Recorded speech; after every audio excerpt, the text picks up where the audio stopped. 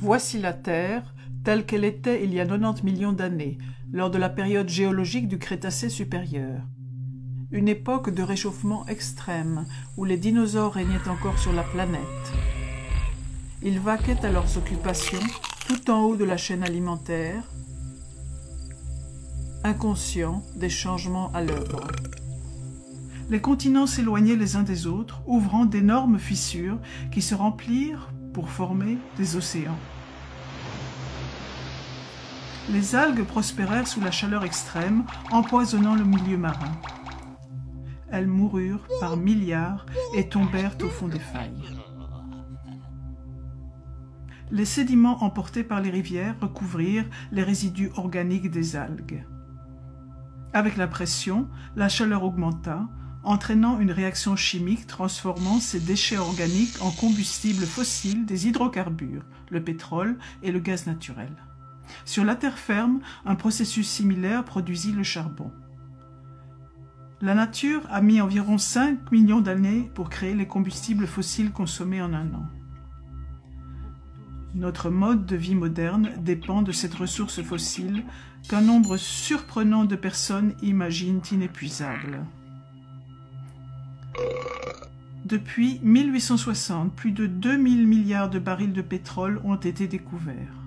Depuis, nous en avons consommé environ la moitié. Avant d'extraire le pétrole du sol, il faut le découvrir. Au départ, c'était facile et peu coûteux à extraire. Découvert en 1900, Spindletop fut le premier grand champ pétrolier états-unien. Beaucoup d'autres suivirent. Puis, les géologues parcoururent les États-Unis et découvrirent d'énormes quantités de pétrole, de gaz et de charbon. Les États-Unis extrayaient plus de pétrole que tout autre pays, leur permettant de devenir une superpuissance industrielle. Une fois qu'un puits de pétrole commence à produire, son déclin est inéluctable. Chaque puits individuel a un débit de production propre. La production cumulée d'un grand nombre de puits prend la forme d'une courbe en cloche. En général, un pays atteint son pic de production 40 ans après son pic de découverte, pour entrer ensuite dans une phase de déclin définitive. Dans les années 1950, Marion King Hubbert, un géophysicien employé de Shell, prédit que la production de pétrole états-unienne atteindrait un maximum en 1970, 40 ans après le pic des découvertes. Peu l'ont cru. Cependant, en 1970, la production états-unienne atteignit son pic pour ensuite décroître constamment. Hubbert avait vu juste. À partir de ce moment, les États-Unis ont été de plus en plus dépendants de l'importation de pétrole. Cela les a rendus vulnérables aux ruptures d'approvisionnement et a contribué aux crises économiques résultant des chocs pétroliers de 1973 et de 1979. 1930 est l'année du pic des découvertes de pétrole aux USA. Ensuite, malgré les avancées technologiques, les découvertes se raréfièrent cruellement. Le champ découvert récemment dans la réserve naturelle Anower en Alaska ne fournirait au mieux que 17 mois de consommation. Même le champ Jack II du golfe du Mexique ne fournirait que quelques mois de la demande états-unienne. Aucun de ces gros gisements ne peut satisfaire les besoins états-uniens. Il devient évident que la production a atteint son pic ou en est tout près. Au niveau mondial, les découvertes atteignirent un pic dans les années 1960. Plus de 40 ans plus tard, la chute des découvertes de nouveaux champs semble inexorable. 54 des 65 pays grands producteurs ont déjà atteint leur pic de production. La plupart des autres vont suivre dans un avenir proche. Tous les 3 ans, il faudrait mettre en production l'équivalent d'une nouvelle Arabie saoudite pour pallier l'épuisement des champs existants. Durant les années 60, 6 barils étaient découverts pour chaque baril consommé. 4 décennies plus tard, l'humanité consomme entre 3 et 6 barils pour chaque baril découvert.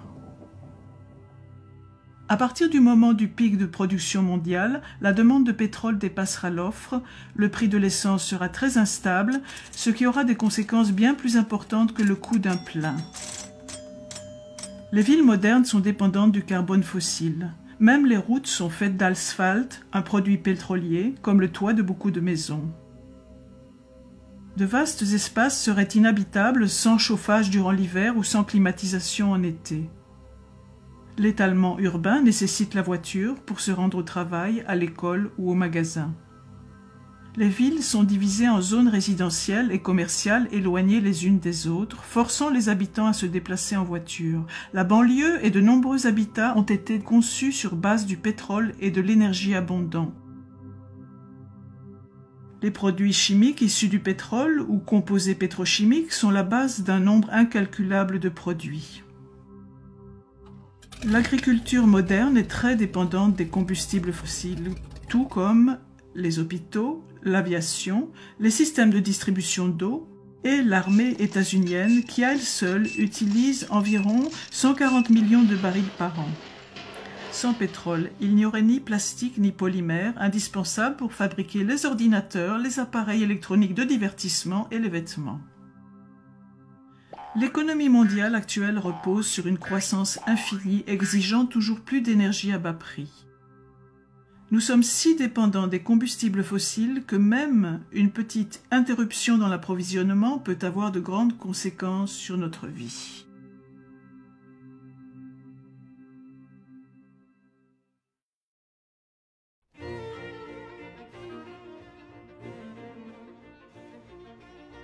L'énergie est ce qui permet d'effectuer un travail. L'États-Unien moyen dispose de l'équivalent énergétique de 150 esclaves travaillant 24 heures sur 24. Les matières qui contiennent cette énergie sont appelées carburants. Certains carburants contiennent plus d'énergie que d'autres, une propriété appelée la densité d'énergie. Parmi ces carburants, le pétrole est crucial. Le monde consomme 30 milliards de barils par an, soit 4 km3 de pétrole dont le contenu énergétique correspond à ce que généreraient 150 réacteurs nucléaires d'1 gigawatt électrique fonctionnant pendant 50 ans. Le pétrole ne génère que 1,6% de l'électricité états-unienne, mais il fournit 96% de l'énergie de tout le transport.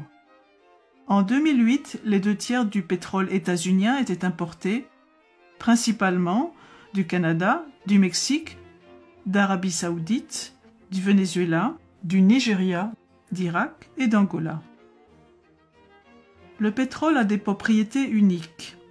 Il a une forte densité d'énergie. Un baril de pétrole contient l'équivalent énergétique d'environ 3 années d'un travail manuel. Il est liquide à température ambiante, facile à transporter et utilisable dans de petits moteurs. Pour obtenir de l'énergie, il faut en dépenser. Le truc, c'est d'en utiliser le moins possible pour en trouver et l'extraire. C'est le taux de retour énergétique ou REEI, ratio d'énergie produite sur l'énergie investie. Le pétrole conventionnel est un bon exemple.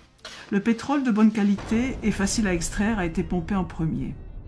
Les pétroliers utilisaient l'équivalent énergétique d'un baril de pétrole pour en trouver et en extraire 100.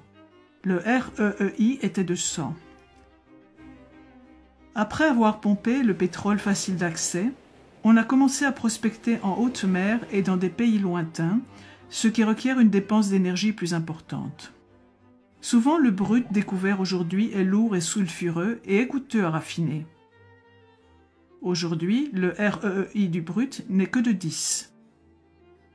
Utiliser une quantité donnée d'énergie pour obtenir un combustible qui en compte moins est sans intérêt. On peut convertir une source d'énergie en une autre. En procédant ainsi, on perd une part de l'énergie contenue dans le combustible initial. Par exemple, les pétroles non conventionnels, les sables bitumineux et le pétrole de schiste. On trouve principalement les sables bitumineux au Canada. Les 2/3 des schistes du monde sont aux USA.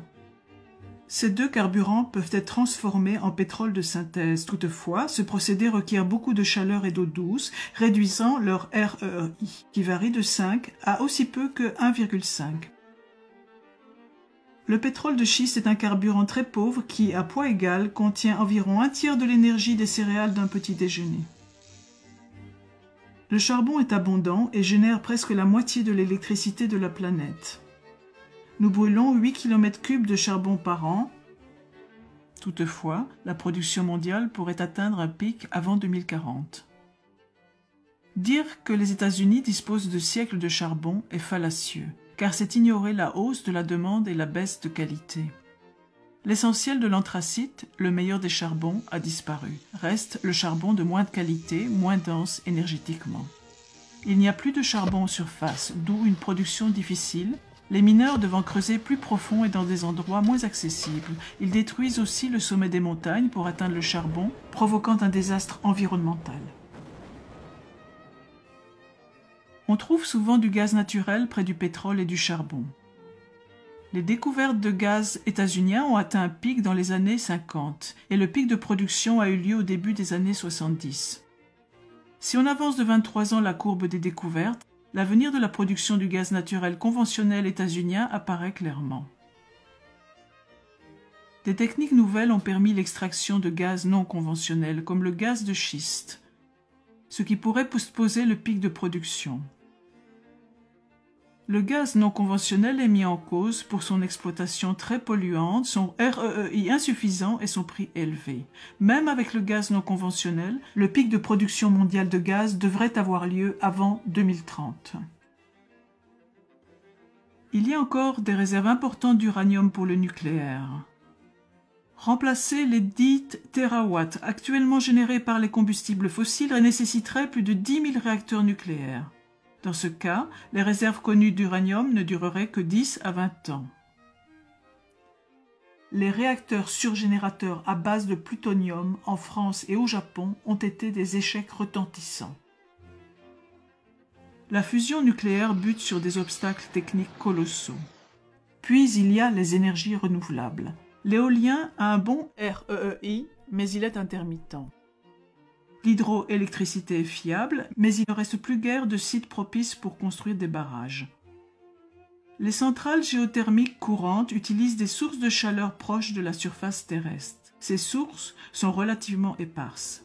Dans le système expérimental de géothermie EGS, 2 puits sont creusés à très grande profondeur. De l'eau est injectée dans un des puits, capture la chaleur de la roche et remonte ensuite par l'autre puits à haute température. Selon un rapport récent du MIT, cette technique pourrait fournir 10% de l'électricité états-unienne en 2050.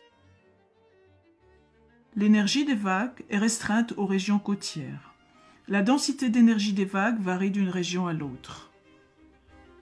Transporter l'électricité produite par les vagues n'est pas simple. De plus, l'eau salée est corrosive pour les turbines. Les agrocarburants sont produits à partir de végétaux. Le bois a une faible densité énergétique et pousse lentement. L'humanité consomme 15 km3 de bois par an. Le biodiesel et l'éthanol proviennent d'une agriculture dépendante du pétrole. Le REI de ces carburants est proche de l'unité. Certains politiciens veulent convertir du maïs en éthanol. Fournir de la sorte le 10e des besoins états-uniens en essence en 2020 demanderait 3% de la surface du pays. Produire ainsi toute l'essence états-unienne en 2020 nécessiterait qu'un tiers du territoire y soit consacré alors que la surface agricole actuelle n'occupe que 19% du sol. L'hydrogène doit être extrait du gaz naturel, du charbon ou de l'eau, ce qui demande plus d'énergie que ce qu'on en obtient de l'hydrogène. Une économie basée sur l'hydrogène est donc improbable. Les panneaux solaires de la Terre entière produisent de l'électricité comme 2 centrales au charbon.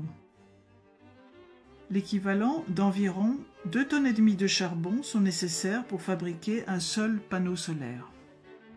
Une surface de 360 000 km² de panneaux serait nécessaire pour couvrir la demande mondiale actuelle. En 2007, il y avait environ 10 km² de panneaux. Les centrales solaires thermiques ont un grand potentiel, quoique actuellement il y en ait peu en service. Elles ne conviennent qu'aux régions ensoleillées et nécessitent que de grandes quantités d'électricité soient transportées sur de longues distances. Toutes ces alternatives au pétrole dépendent de machines marchant au pétrole ou requièrent des matériaux à base de pétrole, comme les plastiques. À propos d'extraordinaires nouveaux carburants ou inventions, posez-vous ces questions. L'invention tient-elle la route du point de vue économique? Quelle est la densité énergétique du carburant? Est-il facile à stocker et distribuer? La source est-elle intermittente ou non? Est-ce utilisable à grande échelle? La mise en œuvre technique pose-t-elle des difficultés? Quel est le REEI? Quels sont les impacts environnementaux? Ne vous laissez pas impressionner par les chiffres. Par exemple, 1 milliard de barils de pétrole ne vont fournir la demande mondiale que durant 12 jours. Remplacer les combustibles fossiles serait un défi monumental. En 2007, 48,5% de l'électricité états-unienne était produite à partir de charbon, 21,6% provenait du gaz naturel, 1,6% du pétrole, 19,4% du nucléaire, 5,8% des barrages. Les autres énergies renouvelables ne représentaient que 2,5%. Peut-on remplacer un système basé sur les combustibles fossiles par un patchwork d'alternatives? Des avancées techniques majeures sont nécessaires, de même que la volonté politique et la coopération, des investissements massifs, un consensus international, une réaffectation des 34 000 milliards de l'économie mondiale, dont les transports, les industries manufacturières et l'agriculture, ainsi que des fonctionnaires compétents pour gérer la transition. Si ces conditions sont réunies, peut-on conserver notre mode de vie actuel?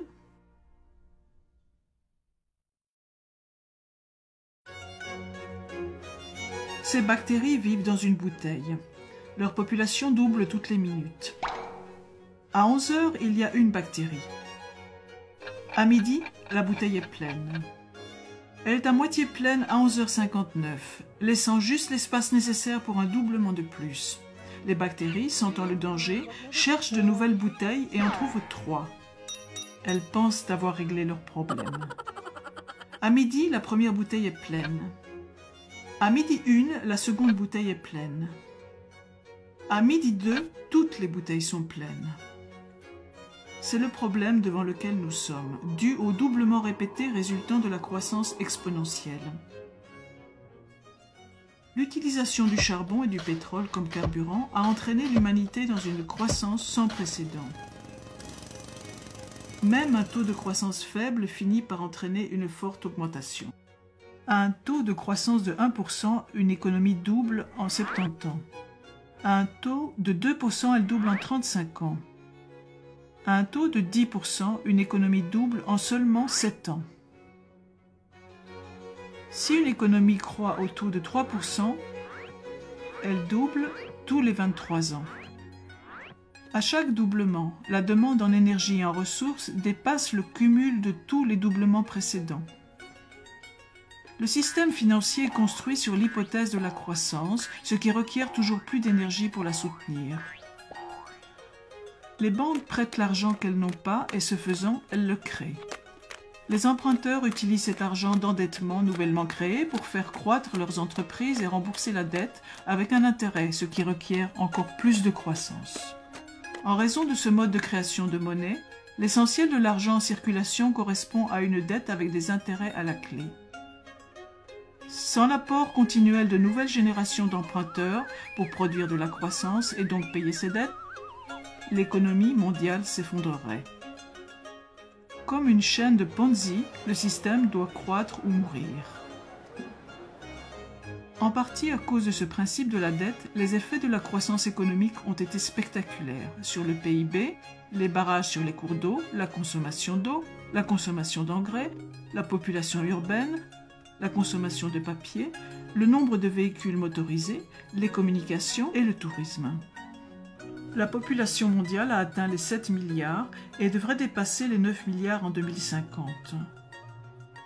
Sur une planète plane et infinie, ce ne serait pas un problème. Cependant, la Terre étant ronde et finie, nous devrons faire face aux limites de la croissance. La croissance a entraîné une surconcentration en oxyde nitreux et en méthane dans l'atmosphère, la destruction de la couche d'ozone, l'augmentation du nombre des fortes inondations, la destruction des écosystèmes marins, y compris par l'excès d'azote présent dans les eaux de ruissellement, la déforestation, une augmentation de la surface terrestre occupée par l'humanité et l'extinction de nombreuses espèces. Mettons un unique grain de riz sur la première case d'un échiquier. Doublons ce nombre et plaçons 2 grains sur la seconde case. Doublons encore et mettons 4 sur la troisième. Doublons à nouveau et mettons 8 sur la quatrième. Continuant ainsi de déposer sur chaque case le double de grains de la case précédente, le nombre de grains à mettre sur la dernière case est astronomique. 9 trillions, 223 billiards, 372 billions, 36 milliards, 854 millions, 776 000 grains de riz. Plus de grains que l'espèce humaine en a produit au cours des 10 000 dernières années. Les économies modernes, comme les grains de riz sur l'échiquier, doublent toutes les quelques décennies. Sur quelle case de l'échiquier sommes-nous ? En plus de l'énergie, notre civilisation exige de nombreuses ressources essentielles. De l'eau douce, de l'humus, de la nourriture, des forêts et de nombreux minéraux et métaux. La croissance est limitée par la ressource essentielle la moins disponible. Un tonneau est un assemblage de douelles et comme l'eau remplissant un tonneau, la croissance ne peut dépasser la douelle la plus courte, c'est-à-dire la ressource essentielle la plus limitée. L'espèce humaine accapare actuellement 40% de la production de la photosynthèse terrestre. Même si nous pouvions en utiliser 80%, il nous serait impossible d'en utiliser 160%.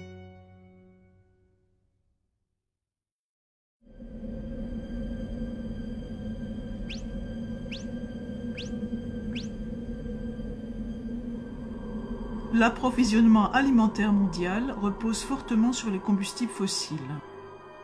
Avant la Première Guerre mondiale, toute l'agriculture était biologique. Suite à l'invention d'engrais et de pesticides dérivés du pétrole, la production agricole à l'hectare a fortement augmenté, entraînant une augmentation de la population. L'utilisation d'engrais artificiels a nourri bien plus de personnes que ce qui aurait été possible avec l'agriculture biologique seule. Les combustibles fossiles sont nécessaires pour l'équipement des fermes, le transport, la réfrigération, l'emballage en plastique et la cuisson. L'agriculture moderne utilise la terre pour transformer des combustibles fossiles en nourriture et la nourriture en population. Environ 7 calories de combustibles fossiles sont utilisées pour produire 1 calorie alimentaire. Aux États-Unis, la nourriture parcourt environ 2500 km de la ferme au consommateur.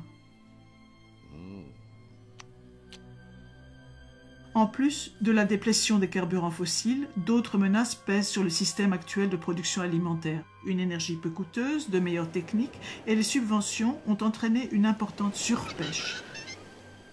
Les prélèvements mondiaux de poissons ont atteint un pic à la fin des années 1980, forçant les pêcheurs à pêcher en eau profonde. L'excès d'azote des engrais fabriqués à partir de combustibles fossiles a empoisonné rivières et mers, créant ainsi d'énormes zones mortes. À ce rythme, toutes les populations de poissons devraient s'effondrer d'ici 2048. Villes et industries sont la source de pluies acides qui vident le sol de ses nutriments essentiels tels que le potassium, le calcium et le magnésium. Une autre menace est le manque d'eau. Beaucoup de fermes pompent l'eau des aquifères souterrains pour l'irrigation. Un aquifère a besoin de milliers d'années pour se remplir, mais peut être asséché en quelques décennies, tout comme les puits de pétrole. Aux États-Unis, l'aquifère géant d'Ogallala a atteint un niveau si bas que de nombreux agriculteurs ont dû revenir à une agriculture sèche, moins productive. De plus, l'irrigation et l'utilisation d'engrais peuvent entraîner la salinisation, l'accumulation de sel dans le sol. C'est une cause majeure de la désertification. Une autre menace est la perte d'humus. Il y a 200 ans, il y avait 1,8 m d'humus sur les prairies états-uniennes. Aujourd'hui, en raison du labourage et de pratiques inappropriées, environ la moitié de l'humus a disparu. L'irrigation favorise le développement de la rouille noire. Ce champignon pourrait détruire 80% des récoltes de céréales du monde. Selon Norman Borlaug, le père de la Révolution verte, la rouille noire a un immense potentiel de destruction sociale.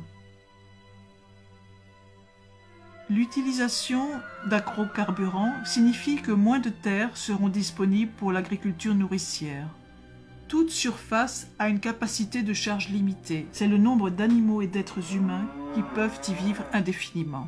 Si une espèce dépasse la capacité de charge de cette surface, son nombre d'individus diminuera jusqu'à revenir sous les limites naturelles. L'espèce humaine a écarté cet obstacle en exploitant de nouvelles terres et en augmentant la production à l'hectare, principalement grâce au pétrole. Poursuivre la croissance nécessite plus de ressources que ce que la Terre peut fournir, mais aucune nouvelle planète n'est disponible. En plus de tous ces défis, d'ici 2050, la production alimentaire doit doubler pour nourrir une population mondiale croissante. 1 milliard de personnes sont déjà sous-alimentées. À l'avenir, avec une production de pétrole et de gaz naturel en déclin, nourrir 9 milliards de personnes sera une gageure.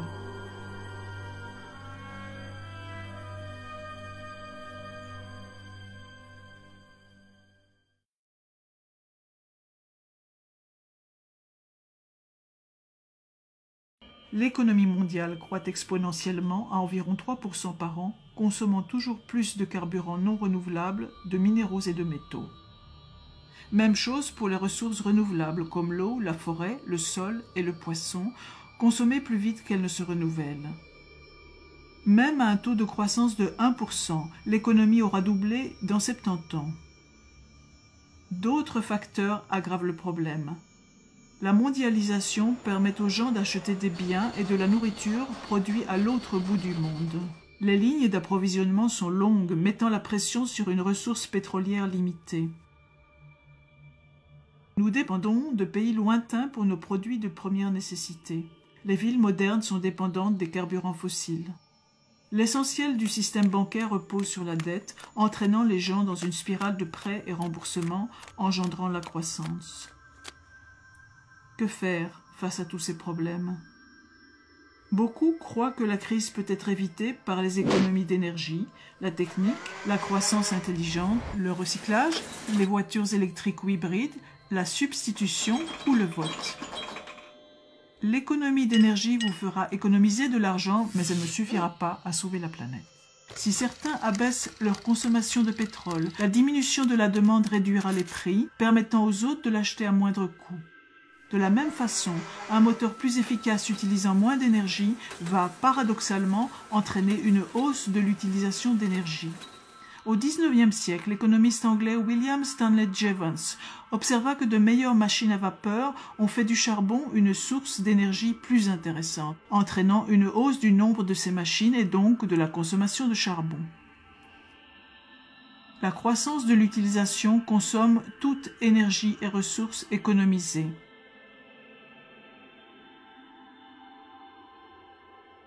Beaucoup croient que les scientifiques vont résoudre ces problèmes via de nouvelles techniques. Toutefois, la technique n'est pas de l'énergie. La technique peut transformer de l'énergie en travail, mais ne peut pas la remplacer. Elle aussi consomme des ressources. Par exemple, fabriquer un ordinateur nécessite le 10e de l'énergie requise pour fabriquer une voiture. Les technologies de pointe peuvent aggraver la situation, car beaucoup nécessitent des métaux rares, dont on voit aussi la fin du stock. Par exemple, 97% des terres rares de la planète sont extraites en Chine, la plupart d'une seule mine de Mongolie intérieure. Ces métaux sont utilisés dans les pots catalytiques, les moteurs d'avion, les aimants performants et les disques durs, les batteries pour voitures hybrides, les lasers, les générateurs de rayons X portables, la protection des rayonnements nucléaires, les disques compacts, les moteurs de véhicules hybrides, les lampes à basse énergie, les fibres optiques et les écrans plats. La Chine envisage de restreindre l'exportation de ces minéraux en raison de la hausse de la demande. Le soi-disant développement durable est une illusion car il fait aussi appel, de façon toujours croissante, aux métaux et minéraux non renouvelables, y compris aux terres rares. Le recyclage ne réglera pas le problème car il demande de l'énergie et le processus n'est pas efficace à 100%. On ne peut récupérer qu'une fraction des matières recyclées. Une grande partie est perdue à jamais comme déchet. Les voitures électriques nécessitent de l'électricité. Comme la plus grande part de l'électricité est générée à partir de combustibles fossiles, ce n'est pas une solution. En plus, la fabrication de toute voiture consomme du pétrole. Chaque pneu nécessite à peu près 25 litres de pétrole. En 2010, il y avait environ 800 millions de voitures dans le monde. Au rythme actuel de croissance, ce chiffre devrait atteindre 2 milliards en 2025. Il est peu probable que la planète puisse supporter autant de véhicules, quelle que soit leur source d'énergie. Beaucoup d'économistes croient que le marché libre va substituer une source d'énergie à une autre grâce à l'innovation technique. Toutefois, les principaux substituts du pétrole n'échappent pas aux limites. De plus, passer d'une source d'énergie à une autre nécessite du temps. Le rapport Hirsch du département américain à l'énergie estime qu'il faut au moins 2 décennies pour se préparer aux effets du pic pétrolier. Les problèmes du manque d'énergie, de l'épuisement des ressources, de la perte de l'humus et de la pollution sont tous des symptômes d'un unique problème plus fondamental, la croissance. Tant que notre système économique demandera une croissance infinie, aucune réforme ne sera possible. Dans ce cas, de quoi le futur sera-t-il fait? Les optimistes croient que la croissance durera indéfiniment, sans limite. Les pessimistes pensent que nous allons vers un nouvel âge de pierre ou vers l'extinction. La vérité est peut-être entre ces deux extrêmes. Il est possible que notre société retourne à un état plus simple, dans lequel la consommation énergétique serait bien moindre. Cela signifie un autre mode de vie pour beaucoup, plus de travail manuel, de travail agricole et de production locale de biens, de nourriture et de services. Comment se préparer à un tel futur éventuel? Attendez-vous à moins de nourriture et de biens venant de loin? Redécouvrez la marche et le vélo? Habituez-vous à utiliser moins d'électricité, débarrassez-vous de vos dettes, évitez les banques, court-circuitez la grande distribution, soutenez les entreprises locales, achetez vos aliments directement aux paysans locaux. Pourquoi ne pas remplacer votre pelouse par un potager? Apprenez à conserver vos aliments, envisagez l'utilisation de monnaie locale au cas où le système économique s'écroulerait et développez une plus grande autosuffisance. Ces mesures ne permettront pas d'éviter un effondrement, mais elles amélioreront nos chances dans un futur où l'énergie sera comptée, où nous devrons être plus autonomes, tout comme nos ancêtres l'étaient.